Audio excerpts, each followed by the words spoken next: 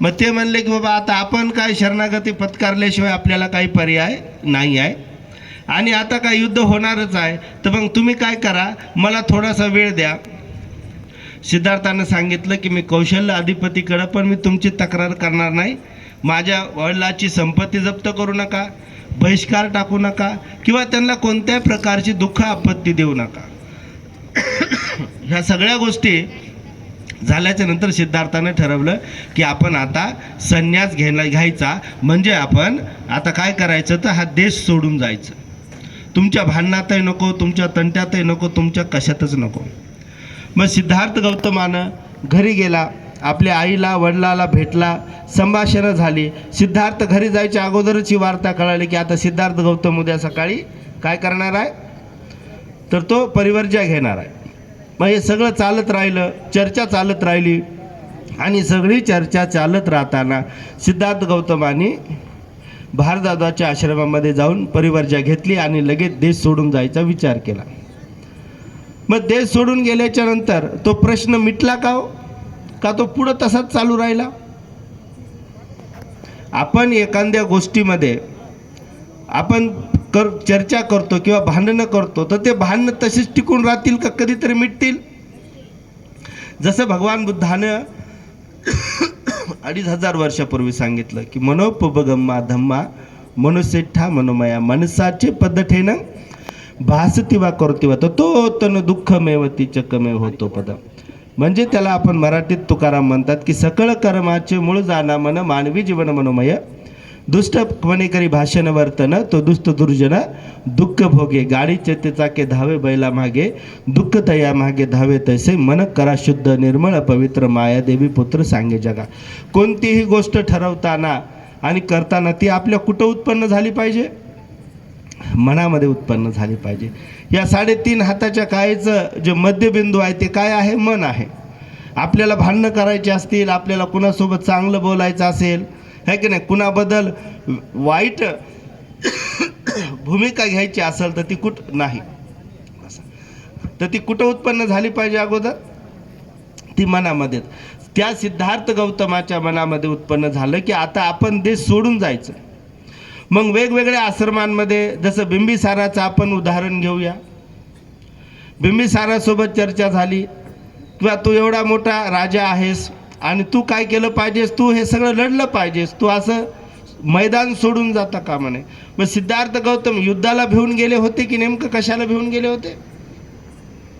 मी तुम्हाला प्रश्न विचारतो, ते तुम्ही वारंवार वाचत आलेला आहात, तुम्ही दरवर्षी हे प्रश्न वाचता, ते तुमच्या स्मरणात आहे. फक्त त्याला आपल्याला काय करायचे? चालना द्यायची आहे की भगवान बुद्धाला ज्ञानप्राप्ती झाली म्हणजे नेमकं काय झालं. बघा, सिद्धार्थ गौतम आता देश सोडून निघून गेले. राजा बिंबिसारासोबत त्यांची चर्चा झाली. मग त्यानंतर भग्र ऋषीचा आश्रम असेल, आलाल कालाराम असेल, सांख्य तत्वज्ञान असेल, या सगळ्या गोष्टीचा अभ्यास केला आणि निरंतर त्यांना कळालं की आता आपल्याला साधना करावी लागणार आहे. काय करावी लागणार आहे? साधना, ध्यान करावं लागणार आहे. आपल्याला चिंतन मनन करावं लागणार आहे.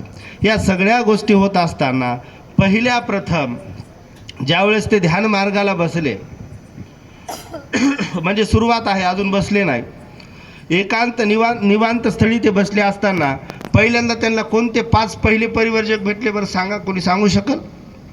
वफ आहे, भदी आहे, कोंडण्य आहे, महानाम आहे का नाही, अश्वजित आहे.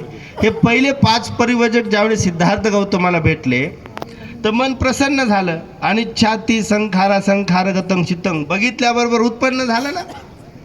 अरे एवढा बाहुबली सारखा सुंदर देह असणारा पुरुष, एवढा देखणा असणारा पुरुष, आणि तुम्हीच का ते? कोण?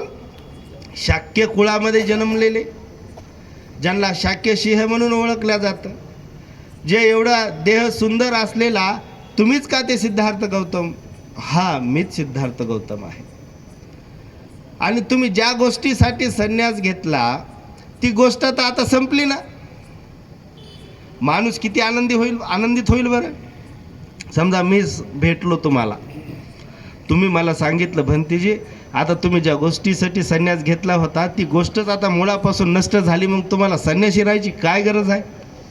किती आनंदी होईल माणूस, बरं झालं बा, चला आई वडील लेकरं बाळ आपल्याला याच्यात राहता येईल, आपलं मन रमून जाईल, आपल्याला बाकी कुटाण्याशी काहीही संबंध नाही.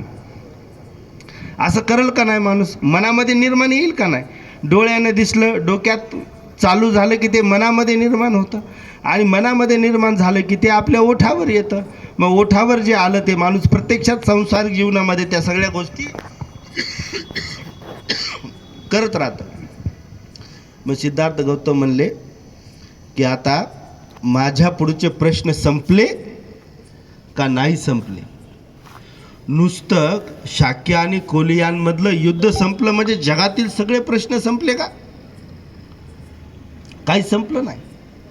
भावाभावाचे भावकी भावकीचे भांडणं मिटले म्हणजे जगातले प्रश्न संपले असं होतंय का? सिद्धार्थाने आपल्याच मनाला विचार केला. रात्रभर सिद्धार्थ गौतम झोपले नाहीत की आपल्यासमोर नुसती एकच समस्या नाही तर अनेक समस्याचं माझ्या पुढं काय आहे? डोंगर उभा टाकलेला आहे. ते सगळं डोंगर मला कोरायचं आहे आणि लोकांना इथं सुपीक जमीन निर्माण करून द्यायची आहे. कारण की ह्या लोकांना कोणत्याही प्रकारचं दुःख, कोणत्याही प्रकारची आपत्ती, कोणत्याही प्रकारचा त्रास संसारिक जीवनामध्ये या लोकांना झाला नाही, म्हणून मला काम करायचं आहे, ठरवलं सिद्धार्थ गौतमानं. मग सकाळी उठल्याबरोबर त्या 5 परिवर्जकाला विचारलं, बा तुम्ही माझ्यासोबत येणार आहेत की नाही सांगा ना. तपश्चर्या करण्यासाठी म्हणले, आम्ही काय आमचे कामं आहेत, आम्ही आटपून तुमच्यासोबत येऊ, या तुम्हीच पुढं चला.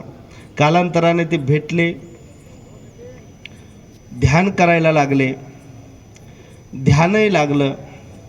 एवढं ध्यान केलं, एवढं मनन चिंतन केलं. 6 वर्ष तपश्चर्या केली ना सिद्धार्थ गौतमाने, केली का नाही? वाचलं ना तुम्ही? 6 वर्ष सिद्धार्थ गौतमानं तपश्चर्या केली. पण 6 वर्षामध्ये देव, आत्मा, ईश्वर, परमेश्वर कुणीतरी सिद्धार्थ गौतमाच्या मदतीला आलं का? त्याला आपण पालीमध्ये असं म्हणूया की भूमानं देवानं संदं सुत्वा. ते बोलवाले तुम्हाला सामने नवा ब्राह्मणे नवा देवे नवा मारे नवा लोकस्मेंती. म्हणजे या काळात, त्या काळामध्ये असलेले जे सत्पुरुष आहेत, जे ब्राह्मण आहेत, जे धर्म संपादक आहेत, यांनी कुणीही न शोधलेलं असं अद्वितीय सत्य जर या जगात सर्वप्रथम कोण सांगितलं असेल तर ते सिद्धार्थ गौतमानं सांगितलं. आणि 6 वर्ष तपश्चर्या करत असताना काहीच भेटलं नाही, निष्कर्तेकडे मन वळलं किंवा आता आपण 6 वर्ष तपश्चर्या केली, आपल्या हातात आता काहीच लागलं नाही, आपण काय करायला पाहिजे? तेवढ्यातच सुजाता नावाच्या एका दासीनं एका वटवृक्षाला नवस केला. हे आपण वाचलं की नाही? बोधिज्ञान कसं निर्माण झालं, बोधिज्ञान प्राप्त करण्यासाठी त्या सिद्धार्थ गौतमाला काय काय करावं लागलं, इथून मी सुरुवात केलेली आहे. ध्यान केलं. सकाळी सकाळी ज्यावेळेस वटवृक्षाखाली सिद्धार्थ सकाळच्या प्रहरी जाऊन बसले, ती पन्ना नावाची दासी आली. सुजातानं वटवृक्षाला नवस केला. काय नवस केला? मला जर पुत्रप्राप्ती झाली तर मी सोन्याच्या पात्रामध्ये तुला खीर अर्पण करन, जे काही अन्न असेल ते अर्पण करन. बरं, योगायोगानं सिद्धार्थ गौतम तिथं का जाऊन बसू नयेत? ती पन्ना नावाची दासी का जाऊ नये? तिनं येऊन परत सांगितलं की वृक्षदेव अवतरलेत.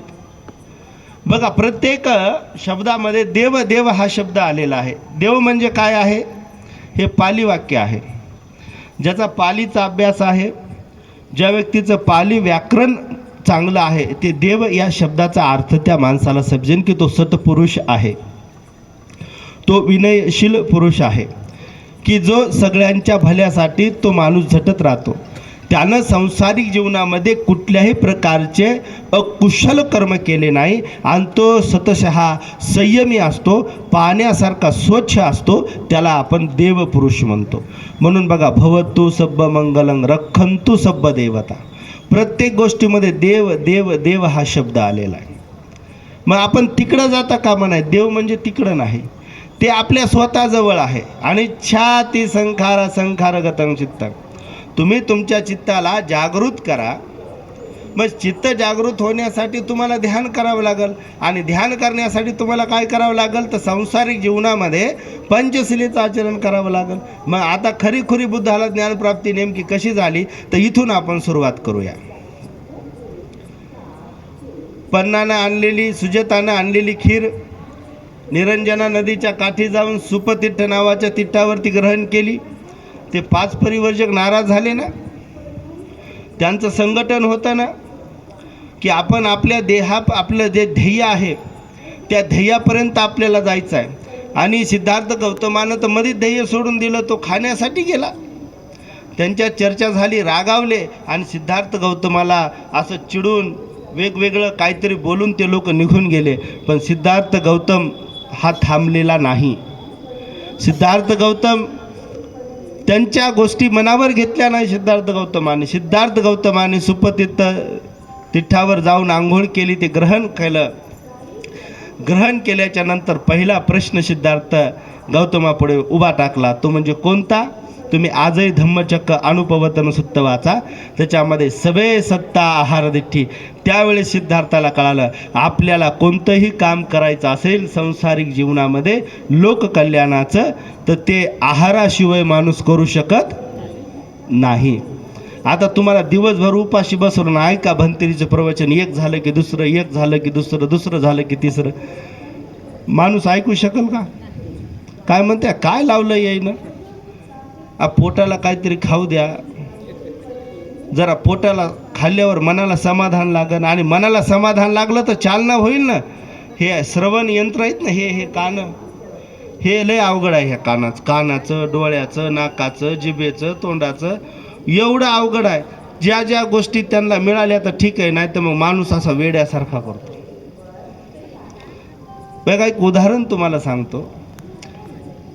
आता पुरुषांचं काय माहीत नाही, पण महिलांचं लक्ष सगळं बाहेर असतं. किचनमध्ये असल्यानंतर आपण किचनमध्ये सुंदर स्वयंपाक करायलो आणि बाहेर काहीतरी आवाज आला, भाकरी टाकता टाकता बाई वाकून तरी बघते नेमकं काय झालंय. म्हणजे कान माणसाला बसू देतात का?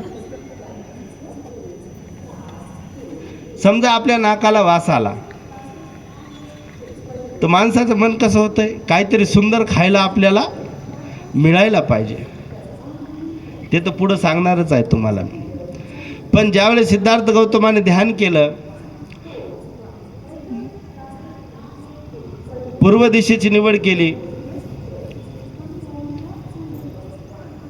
बुद्धगयेला जाऊन निरंजना नदीच्या काठी ध्यानमग्न झाले, पाठ सरळ ठेवली आणि संकल्प केला, आता हाडं सुकून जाऊ द्या, मांस सुकून जाऊ द्या, रक्त जरी माझं संपलं तरी जे बोधिज्ञान मला प्राप्त झाल्याशिवाय मी इथून उठणार नाही. त्याच्या अगोदरची थोडी कथा आहे. खीर खाल्ली ना, ताजा तवाना झाला. ताजा तवाना झाल्याच्या नंतर सिद्धार्थ गौतमाला स्वप्न पडलं. काय स्वप्न पडलं? काय पडलं स्वप्न? की मी आता काही दिवसामध्ये बोधिज्ञान प्राप्त करून घेणार.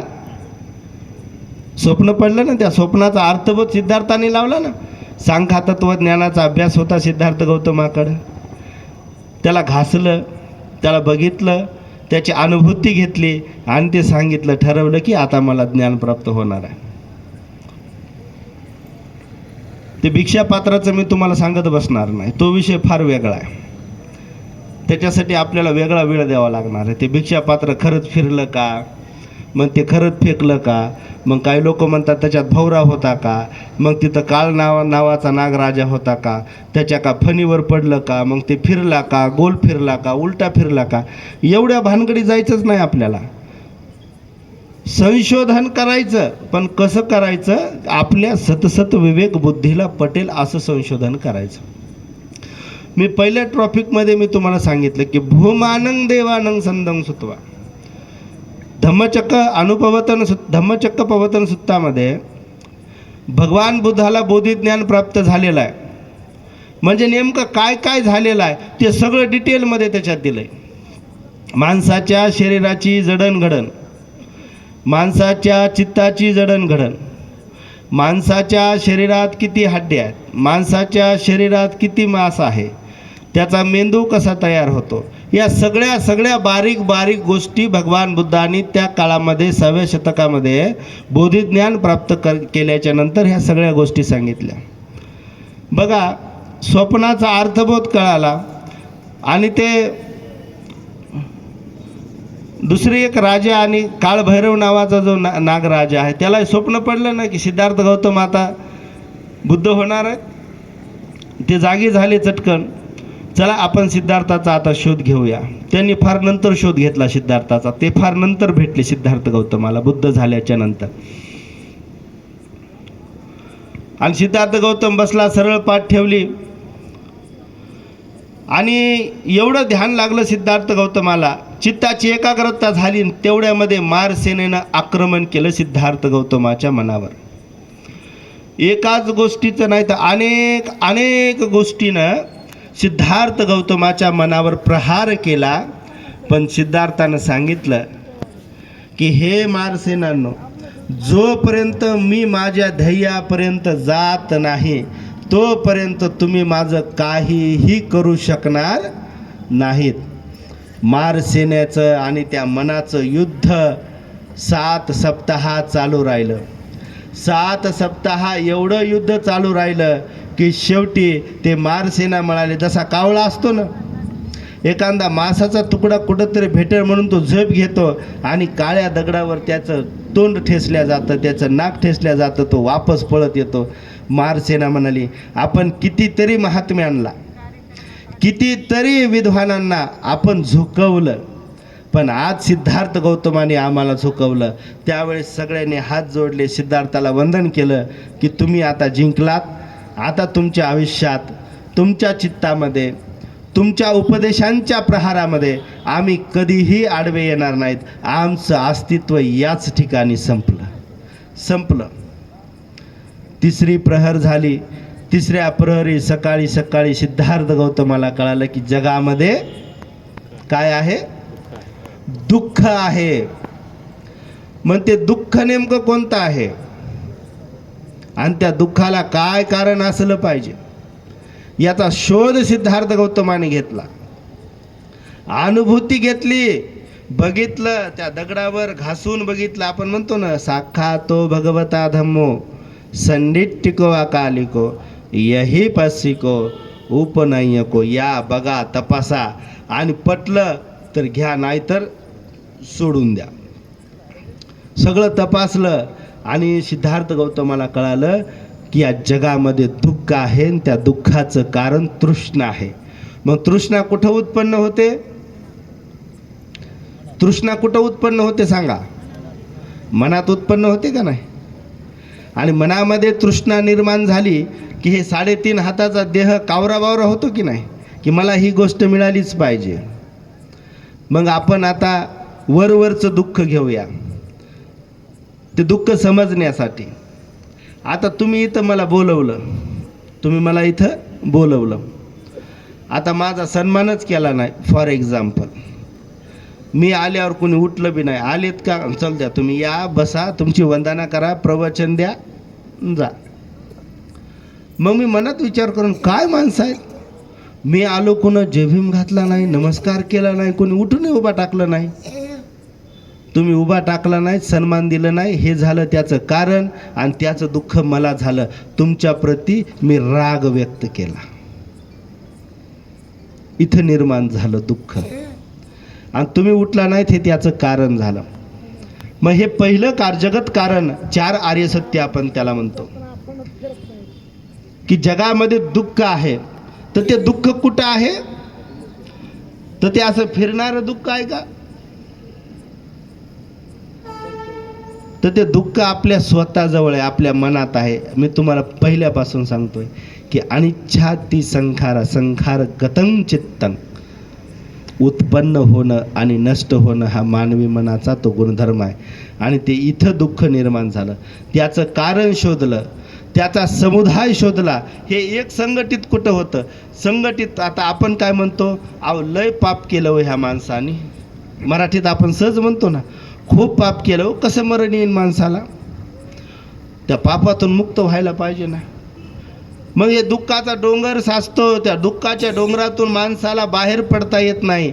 मग सिद्धार्थ गौतमानं सांगितलं याच्यातून बाहेर पडण्याचा एकच मार्ग आहे की आपल्या चित्तामध्ये जे तृष्णेचं घर आहे ते उद्ध्वस्त करायचं. मग तृष्णेचं घर जे उद्ध्वस्त करायचं आहे, मग तृष्णेच्या घरात जायचं कसं? त्याला रस्ताही नाही, त्याला वाटही नाही, त्याला कशाचं कुंपणही नाही, काटे नाहीत, पण ते उद्ध्वस्त करायचं कसं? सिद्धार्थ गौतमानं सांगितलं, भगवान बुद्धानं सांगितलं, अनेक जाती संसारं संदा विसंगाने विसंग कारंगहेंसे तो दुःखा जाते पुनः पुनः. याच सत्याच्या शोधासाठी किती बोधिसत्व झाले अगोदर? 28 बोधिसत्व झाले ना, 29वे सम्यक संबुद्ध झाले. मग काही लोक म्हणतात की आता 28 बोधिसत्व झाले, याचा शोध आता लावला कोणा? आणि ते खरंच जन्माला आले का? आणि त्याने आले तर नेमकं काय काम केलं? तर 28 बोधिसत्व त्यांचे नाव शरणंकर, मेघंकर, दीपंकर आणि त्याच्यामध्ये भगवान महावीर देखील येतात 28 बोधिसत्वांमध्ये. आता ते आणलं नाही मी पुस्तक, तुम्हाला इथंच वाचून दाखवलं असतं. आणि 29वे बुद्ध ते म्हणले मी अनेक जन्मापर्यंत मी शोध घेतला की हे नेमकं दुःख आहे कुठं याचा शोध का लागत नाही.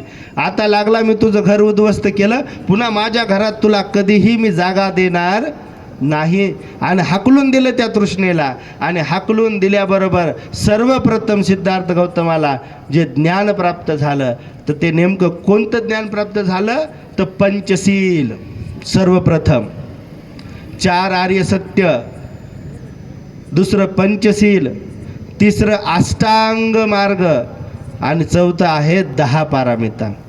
ह्या सगळ्या गोष्टी आपल्या जीवनात आचरण केलं आणि आपण बघितलं, ह्या सगळ्यांचा सहभाग एकत्र केला तर आपण त्याला बौद्धिक ज्ञान म्हणतो. आता बौद्धिक ज्ञान प्राप्त झालं, 4 आर्य सत्य झाले, आता पंचशील. भगवान बुद्धांनी सर्वात अगोदर पंचवर्गीय भिक्खूंना काय उपदेश केला? ह्या 5 भिक्षूंना, बदीय, महानाम, अश्वजित, हे जे 5 भिक्षू होते यांना उपदेश केला ना सिद्धार्थ गौतमानं. मी असं डिटेलमध्ये सांगत नाही, तुम्हाला समजेल असं सांगायलो, तुमच्या शब्दामध्ये सांगायलो. काय उपदेश केला? सर्वप्रथम बुद्धांनी त्या पंचवर्गीय भिक्खूंना काय दिलं? आता आपण घेतलं ना ते दिलं. काय घेतलं आता आपण? सुरुवातीला इथं आल्याबरोबर आमच्या हातानं पूजा केली ना आपण काय केलं? काय केलं? गप्पा मारल्या? सांगा, बोला. पंचशील आपण घेतलं. तर पंचशील घेत असताना तिथं जात, धर्म, पंथ, संप्रदाय आला का? माणूस म्हणून जगायचा असेल, भगवान बुद्धाला बोधिज्ञान प्राप्त झालेलं, माणूस म्हणून माणसासारखं जगायचं असेल तर तुम्हाला तुमच्या सांसारिक जीवनामध्ये पंचशिलेचं आचरण करणं अत्यंत गरजेचं आहे. मग ते कोणत्या जातीचं असेल, कोणत्या धर्माचा असेल, कोणत्या संप्रदायाचा असेल. काय सांगितलं भगवान बुद्धानं की पानातिपाता वेरमणी शिक्षापदं समादियामि. मी हिंसा करणार, मी कोणत्याही जीवाची हिंसा करणार नाही, पण मनातल्या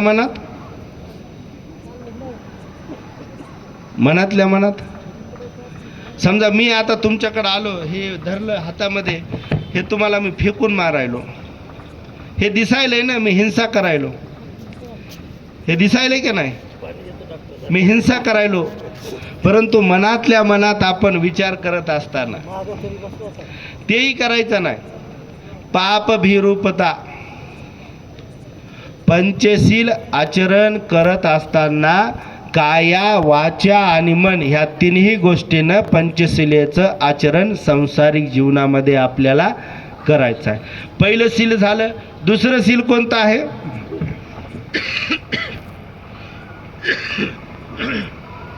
की अदिन्न दाना वेरमणी शिक्षापदं समादियामि. बरं, छातीवर हात ठेवा. डोळे झाका आणि असा विचार करा की मी आयुष्यात चोरी केलीच नाही चोरी. असं आहे का कुणी इथं बसलेल्यापैकी? मी चोरीच केली नाही. एखादा तरी हात वरी करा, बा मी चोरी केली नाही. आता कशी केली नाही ते बी सांगतो. फार सुंदर आहे. आदिन्न दान वेरमणी सिक्खापदं समादयामि. मी कोणतीही वस्तू म्हणजे चोरी करणार नाही. हातानं केलं, डोळ्यानं दिसलं, त्याला आपण चोरी म्हणतो की नाही? या माणसानं चोरी केली. पण आता तुम्ही बसमध्ये चढलात किंवा रेल्वेत चढलात किंवा रस्त्यानं बाजारात चाललात. बरं, या तिन्ही गोष्टी सोडा. तुम्ही कधी शेतात गेलात? शेतात गेलात ना? शेतात गेल्यावर शेतकऱ्याला न विचारता आपण काय काय तोडतो? काय काय तोडतो? बोर तरी तोड, शेंगा तरी वरबड, काहीतरी वरबड करतो की नाही आपण? मग हे आपण हटकून करतो का? सहज करतो. सहज, आपल्या मनी नाही, ध्यानी नाही, सहज करतो. या चित्तावर ते संस्कार झालेले आहेत. हे डोळ्यानं दिसलं, फार चांगलं वाटलं, मन प्रसन्न झालं, कुणी बघत नाही, ते तोडा, मन तिथपर्यंत जातं. बघा, शेतातली बाई शेतात गेल्यावर कधी खाली हात वापस येते का? येते का? खरं सांगा. 2-4 शेंगा तरी घेऊन येईन. बरं, काहीच नाही भेटलं तर 2-4 काट्या तरी उचलून आणते. ती आणते का नाही? बरं, आपल्या सांसारिक जीवनामध्ये आपल्याला अशी सवय आहे की दुसऱ्याच्या दारात काय बी पडलेलं असो ते आपल्या दारात आलं पाहिजे. इकडं तिकडं बघतो, चलता चलता आपण जरासं तरी उचलतो, त्याला चोरी म्हणत नाहीत. हे संस्कार जे चित्तावर पडलेत, डोळ्यानं दिसलं, मनात उत्पन्न झालं, त्याचा मोह आवरला नाही म्हणून ते उचललं. आपण हटकून उचललं का? नाही. दुसरी तिसरी गोष्ट काय? कामे सुमिच्छाचारा वेरमणी सिक्खापदं समादयामि. हे 2500 वर्षापूर्वी सांगितलेलं अद्वितीय सत्य आहे भगवान बुद्धाने, की मी कामवासनेपासून अलिप्त राहील. म्हणजे आता कामवासना म्हणलं की माणसाला तीच गोष्ट आठवते. पण कामवासनेचे अनेक अर्थ आहेत. तुम्ही डोळ्यानं बघणं, स्पर्श करणं, डोळ्यानं बघणं, स्पर्शही न करता तुम्ही वाचन देखील बोललं तर तो विनय तिथंच तुटतो. कामे सुमिच्छाचारा वेरमणी सिक्खापदं समादयामि. वा, किती सुंदर आहे. एवढं जरी म्हणलं की संपलं. मग मला भेटलं, मला बोलणं, मी बघितलं, स्पर्श केला, ह्या लय दूरच्या गोष्टी राहिल्या. समजलं? कामे सुमिच्छाचारा वेरमणी सिक्खापदं समादयामि. आता पालीचा विद्यार्थी मी असल्यामुळं मला सूक्ष्म पद्धतीनं पंचशील सांगायला मला काहीच अडचण नाही. मुस्सावादा वेरमणी सिक्खापदं समादयामि. मी खोटं बोलणार. काल परवाच मी कुठंतरी जाऊ लागलो, परभणी शहरातच. मला काय काम होतं आठवत नाही. डोकं एवढं दुखत होतं, नाक जाम झालं होतं, तापेनं फणफणलो होतो. दवाखान्यात जाऊ लागलो. मग कशासाठी जाऊ लागलो? मला रस्त्यात कोण भेटलं माहीत नाही.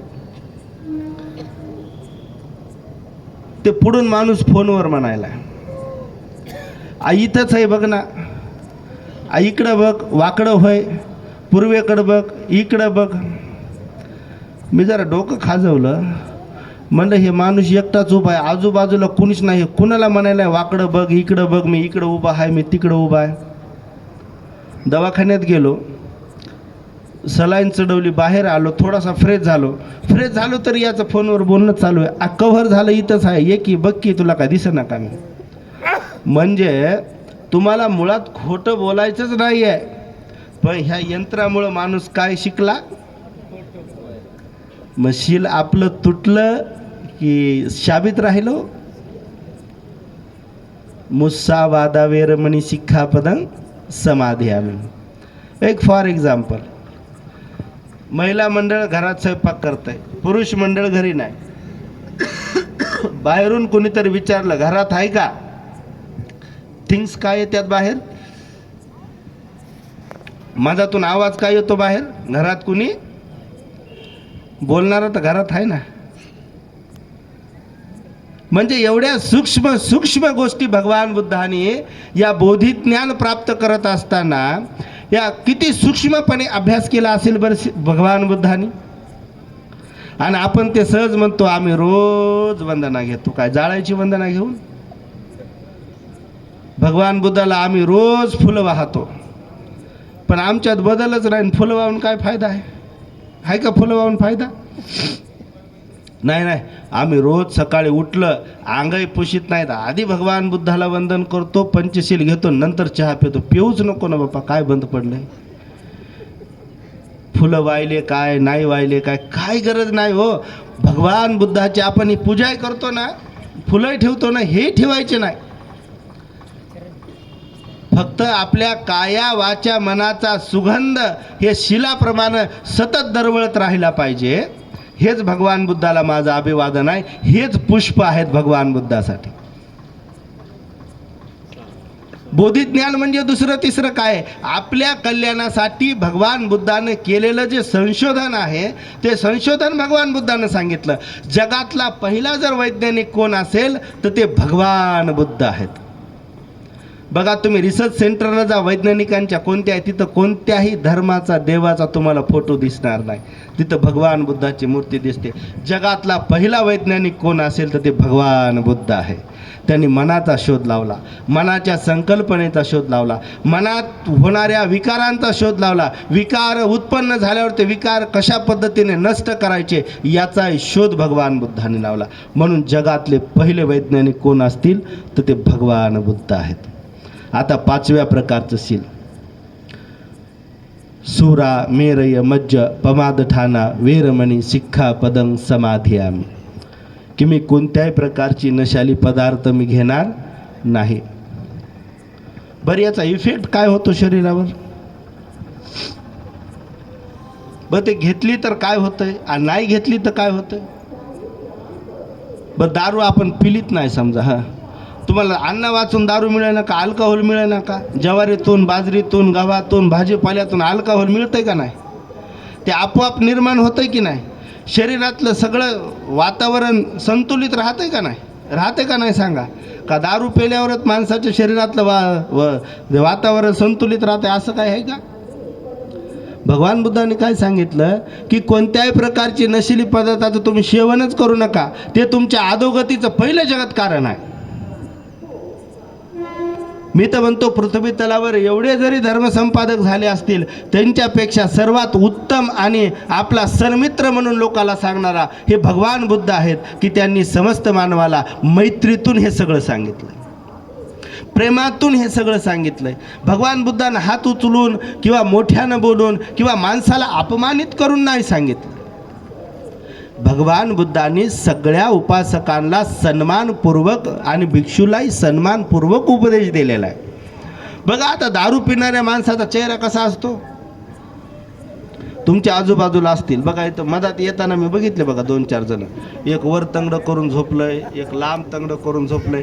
घर कुठं आहे, लेकरं कुठं आहेत, बायको कुठं आहे, संसार, ती बिचारी बाई काय करीत असेल, काही घेणं देणं नाही माणसाला.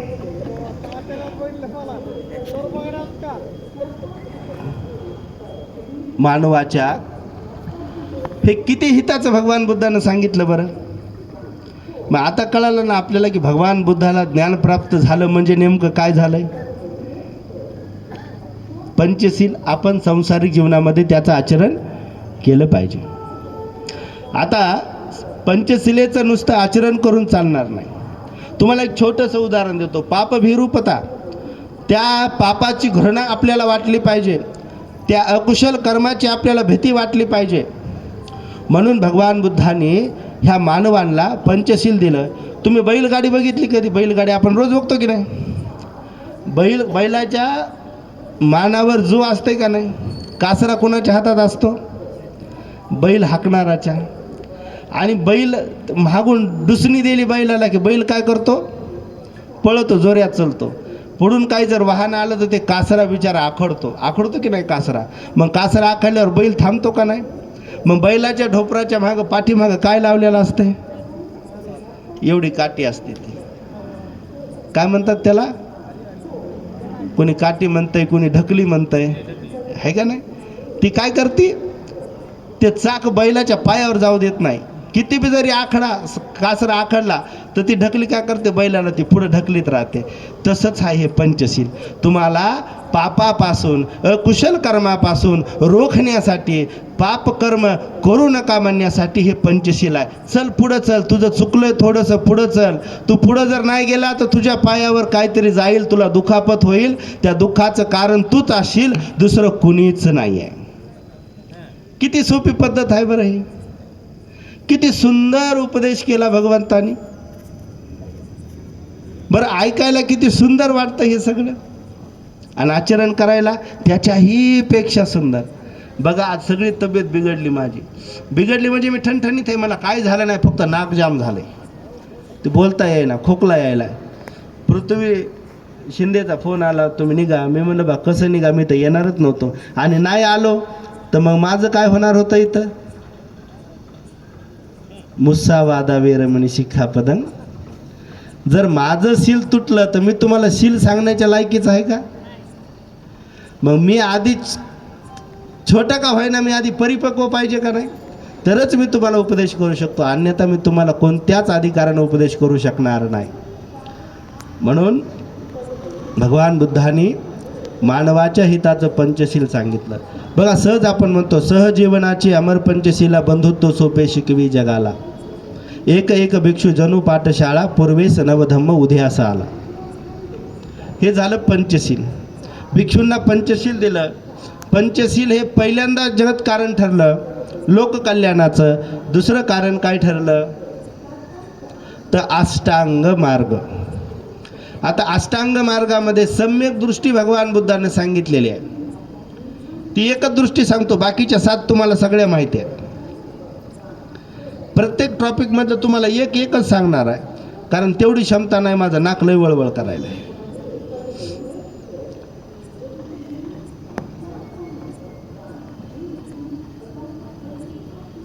सम्यक दृष्टी. ज्या बोधिसत्वाला बुद्ध होण्यासाठी ज्या 10 पारमिता पूर्ण कराव्या लागल्या, 10 गोष्टी, त्याच्यातली पहिली मुदित आहे. तशाच पद्धतीनं आर्य अष्टांगिक मार्गामधल्या पहिला टॉपिक आहे सम्यक दृष्टी. जे आहे ते बघा आणि त्यामध्ये तुम्ही समाधानी राहा. मग आपण काय शोधतो, जे आपल्याला दिसत नाही आपण त्याच्या पाठीमागं लागतो की नाही. मला दिसलं पाहिजे, मला दिसलं पाहिजे. म्हणजे आपल्या सगळ्या भावना वाईट, चांगल्या भावना आहेत का आपल्या. मग चांगल्या भावना निर्माण करण्यासाठीच आपल्याला भगवान बुद्धाने पंचशील दिलं. बघा सम्यक दृष्टीमध्ये जे आहे ते बघा.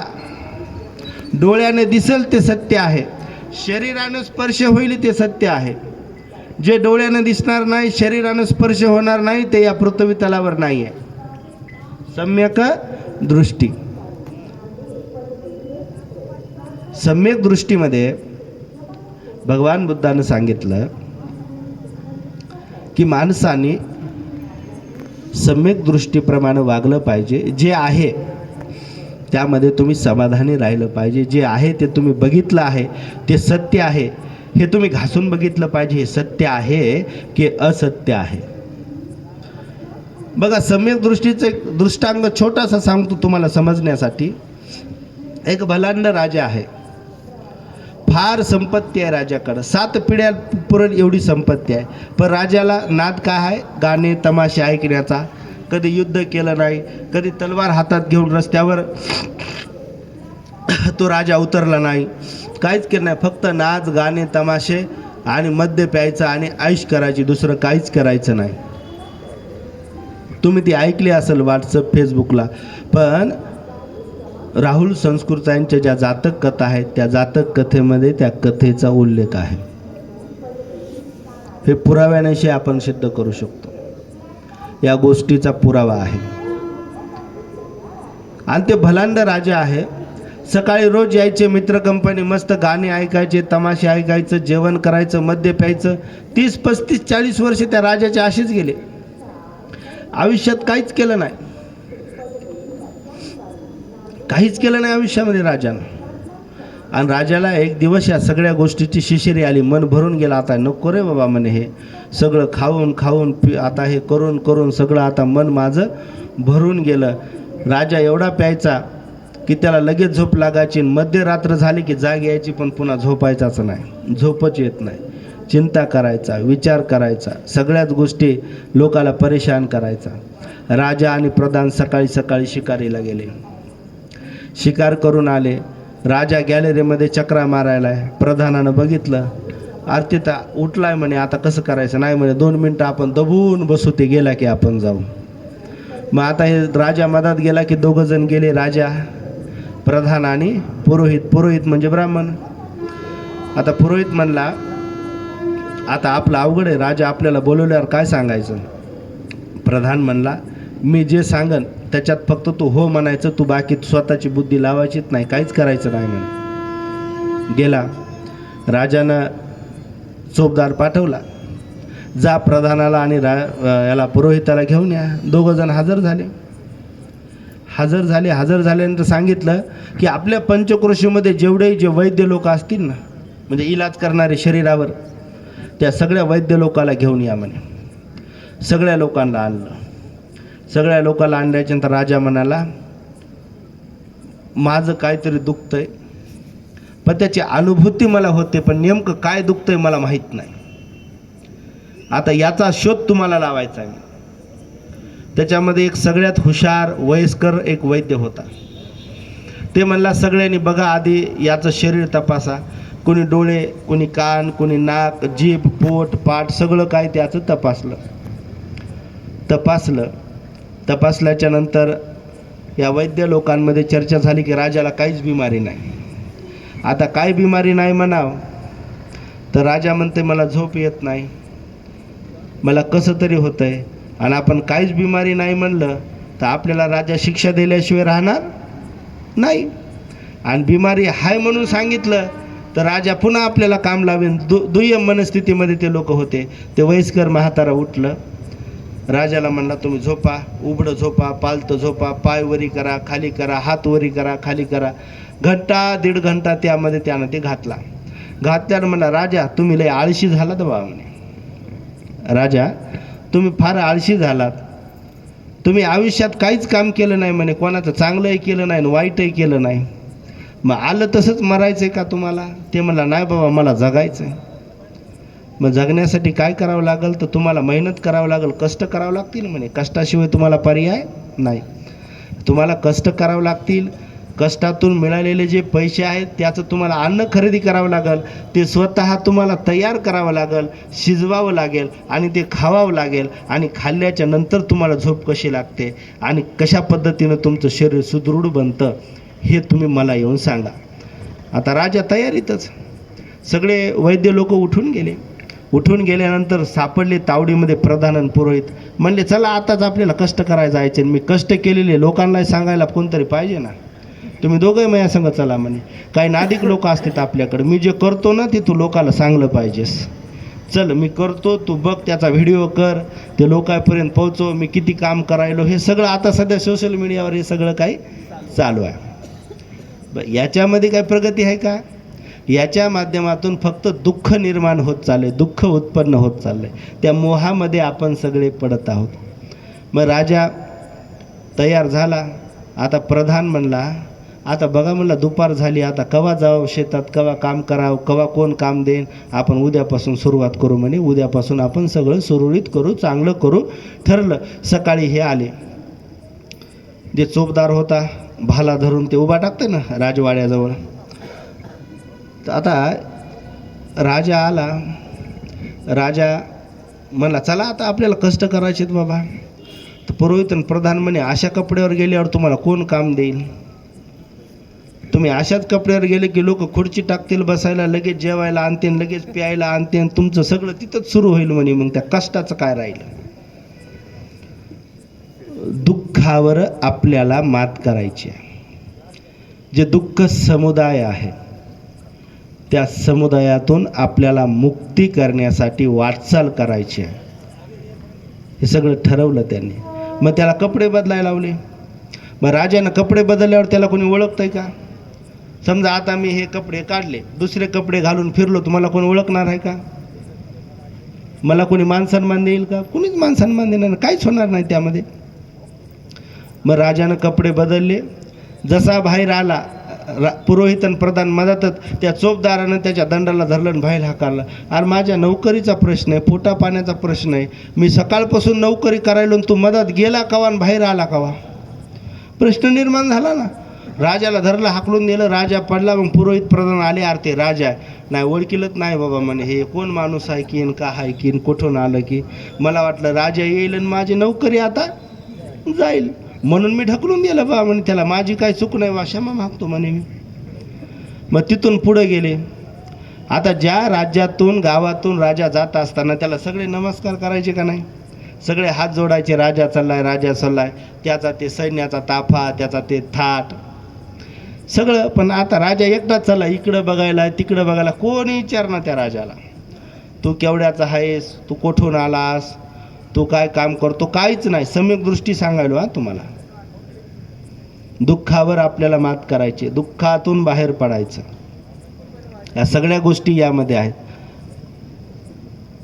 राजा गेला, चालत गेला. आता पुरोहिताच्या मनात आलं, बाबा याच्या संग कष्ट करायला जावं तर हे अर्ध काम आपल्यालाच करायला हवे. आणि म्हणेन मी बी कष्ट केलंय. मग पुरोहित काय म्हणला, बाबा महाराज तुमच्या पाया पडतो, मी घरी न सांगताच आलो म्हणे, तुमच्या संग कष्ट करायला जायचं हे घरी सांगायचं विसरलो. आम्ही दोघं जरा घरी सांगून येतो, तुम्ही राजे आहात बा म्हणे, तुमच्याकडे पैसा धन संपत्ती सगळ्या काही गोष्टी तुमच्याकडे आहेत. आता घरची सोय लावून येतो तर तुम्ही गावाच्या येशीपर्यंत चला म्हणे, आम्ही आलोतच. हे दोघं गेले तर आलेत नाही, घरीच थांबले. राजा यायची वाट बघून परेशान राजा निघाला. आता आयुष्यात कधी पाय पाय चाललं नाही. लागला राजाला दम, तहानही लागली, पाय लागले दुखायला. शेतात गेला. आता वडा होता, त्या वड्याला पाणी प्यायला रस्त्यानं जावावं का नाही? ढेकळातून गेला. म्हणजे वडा जवळ होता म्हणे, मी ढेकळातून चाललो. ढेकळातून गेला बिचारा. बरं माणसं बी किती नम्री असतात बघा तुम्ही. जिथं वाहतं पाणी आहे तिथं पाणी प्यायचं सोडून, जिथं पाणी तुंबलेलं आहे ना तिथं पाणी प्यायला गेला. बरं पाणी बिचारा पिऊ लागला. 1-2 घोट पाणी पिलं, जनावर आलं आणि पाण्यात बसलं. राजा म्हणला, काय जीवनाचा कल्ला आहे म्हणला. इकून तिकून सुखाच्या मागं लागलो, सुख शोधायला लागलो. आता दुःखावर मात करायला जावं तर माझ्या नशिबी सगळं दुःखच यायले म्हणे, काय करावं? ते दोघंही सोडून गेले. कसा तरी राजवाड्याच्या बाहेर आलो तर त्या यानं ढकललं म्हणे चोपदारानं, तिथंही अपमान झाला. गावात जाऊ लागलो, सगळे लोक नमस्कार करायचे, तिथंही माझा अपमान झाला. सगळं वाट्याला दुःखच आहे म्हणे, बाकी काहीच आलं नाही. पाणी प्यायला गेलो, पाणी भेटलं नाही. अर्धच पाणी पिलं. राजा वाट बघत बिचारा आपला गेला. बरं ढेकळानं चाललाय. लोक काम करायलेत ना, लोकाला विचारायचं बा तुम्ही मला काम देता का? बरं कुणालाच राजा म्हणे ना तुम्ही मला काम देता का? फक्त ढेकळानं चालायला. चलून बिचारा थकून गेला. एका झाडाखाली बसला एका झाडाखाली. आता बसल्यावर एवढं चलत कधीच न चाललेला माणूस उदाहरणार्थ जर चालला तर तो काय होतो? थकून जातो, गळून जातो, शरीर गळतं. आपला त्या बुडाला टेकन देऊन बसल्याबरोबर एवढी सुंदर झोप लागली त्याला, ते लवंडाला पडल्यावर त्याचं डोकं लागलं त्या ढेकळाला. टचकन उठला. आता हे काय ताप झाला म्हणे. इकून तिकून चलत आलो, बसलो, सुंदर झोप लागली तर लवंडवलं म्हणे, डोसक्याला लागलं. तेवढ्यामध्ये पुढं त्याला सुंदर झाडं दिसली आणि छाती संखार गतंग चित्तंग दिसलं, उत्पन्न झालं. तिथं काहीतरी आपल्याला खायला भेटल. पण काम करून नाही, या झाडाचं तोडून काहीतरी आपल्याला खायला भेटल. आजच्या पुरती आपली भूक इथं भागली असं समजलं. डोळ्याला दिसलं, मन प्रसन्न झालं. मनानं आदेश दिला, चल बाबा तिथपर्यंत. मग चालत कोण गेलं? पाय चालत गेले. कुंपण होतं काट्याचं. आता पाय म्हणले, बाबा मग जेवढं काम होतं तेवढं मी केलं, बाकी तू हो बघ, खाय राहाय उपाशी, नाही तर काही करवा म्हणे. आता हे डोळे कुठं माणसाला बसू द्यायलेत? सम्यक दृष्टी. याला दिसलं की हे 3.5 हाताच्या कायेचे सगळे अवयव सत्यानाश करतंय बघा. गेलं, जवळ गेलं.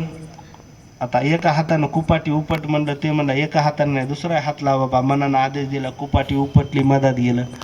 मधात सुंदर सुंदर फळं होते. फळं बिचारे तोडले, खाल्ले. आता लय गोड लागले ना. मग फुकटचं गोड लागल्यावर माणूस किती खाते, गचा गचा गचा गचा. आपलं खाल्लं, पोट भरलं, मोठ्यानं ढेकर दिला. समाधान कुठं लाभलं? समाधान कुठं लाभलं? मनाला समाधान लागलं. तिकडून शेतकरी बिचारा आला, त्यानं भद भद भद पाठीवर मार खाल्ला. डोळ्यातून अश्रू आले. बरं, डोळ्यातून अश्रू आले तर काय चूक होती हो पाठीची? पाठीनं फुकट मार खाल्ला ना. पर डोळ्यात पाणी कुणाच्या आलं? डोळ्याच्यात पाणी आलं ना. डोळ्यानं बघितलं होतं ना. बरं, चालत कोण गेलं होतं? पाय. तोडलं हातानं, खाल्लं तोंडानं, ठेवलं पोटानं. पाठीचा काय गुन्हा आहे? बदबद मार खाल्ला. तेव्हा राजाला कळलं की जीवनामध्ये दुःखावर मात करायची असेल तर स्वतः चित्ताची शुद्धता करावी लागेल, स्वतः कष्ट करावे लागतील. त्याशिवाय आपल्याला आयुष्यामध्ये सुख नाही, दुःखावर मात करता येणार नाही. हे सम्यक दृष्टी. बरं, डोळ्यानं बघितलं नसलं तर तो तिथपर्यंत गेला असता का? कधीच गेला नसता. आता दुसरं सम्यक व्यायाम. आता व्यायाम करायचं म्हणजे नेमकं काय करायचं आहे? आपल्याला हातपाय हलवायचेत का? आपल्याला डंबेस उचलायचेत का? व्यायाम करायचा आहे म्हणजे उडवशा करायचेत का? सम्यक व्यायाम करणं म्हणजे श्वासाची जी नियंत्रणाची पद्धत आहे ती निसर्गाशी एक रूप करून घेणं. आत जाताना वारा कसा जातो, बाहेर येताना कसा जातो, याचं आपल्याला अवलोकन करायचंय. याचा शोध लावायचा आहे की एका नाकातून जाताना कसा जातो, बाहेरच्या दुसऱ्या पुढीतून येताना कसा जातो. हे सम्यक व्यायाम माणसाने केला की माणसाचं जीवन सुखमय होतं. आता सम्यक कर्म. आता कर्म कसे आहेत माणसाचे? मोजता येतात कर्म आपल्याला? मोजता येतात आगळीची कर्म? आपण मोजतो काय? पाप. हे कवा माया सपाट्यात सापडते, थांबा याचं कवा चुकतंय मी बघतो.